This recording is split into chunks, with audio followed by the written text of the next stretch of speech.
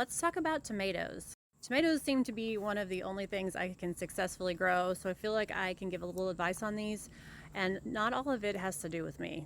Tomatoes are a warm weather crop, however, they do not like hot. So if you have temperatures that are reaching in the 90 to 95 degree range, you most likely are not seeing a lot of yield, and that is nothing that you're doing wrong. When I lived in Texas, I had a little bit harder time growing them because I didn't understand that they didn't like those temperatures, and I was putting them in the ground at the wrong time. Ideally, you want to plant these when the temperatures are above 50 on a consistent basis.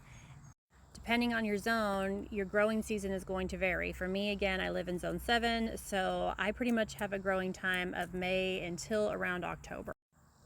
If you're in a warmer climate, then you may be able to get in two different rounds, a spring round and then also a later fall round when your temperatures have dropped a little bit more. Tomatoes also really like consistent watering. You will notice that you have splitting in your fruit if you get a big rain or if it's been a drought and then you start to water heavily. When it absorbs all that water, it splits the skin. And so that is a good sign that you have inconsistent watering. They like to be watered deeply. They have deep, deep roots. So try to consistently water them a few times a week, but not overwater. Make sure you have a good trellising system for them. These are my 8-foot T-posts that I have my indeterminate tomatoes on. Make sure you're planning out your space. As you can see, I am 5'7" and this tomato vine is towering over me.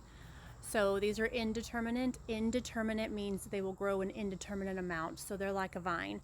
Your determinants are only going to grow to a certain amount, but these indeterminate guys will grow as long as your growing season allows. They like to be heavily pruned, so I always try to trim around the base of my tomatoes. That way nothing is touching the ground and you have less chance of getting any fungal diseases. They like a good, well-drained soil. I also have a little bit of mulch around my beds to help keep in the moisture. I've also interplanted some things like basil and mint to try to keep the pests away. A really good tip when you're planting your tomatoes is to plant them deep.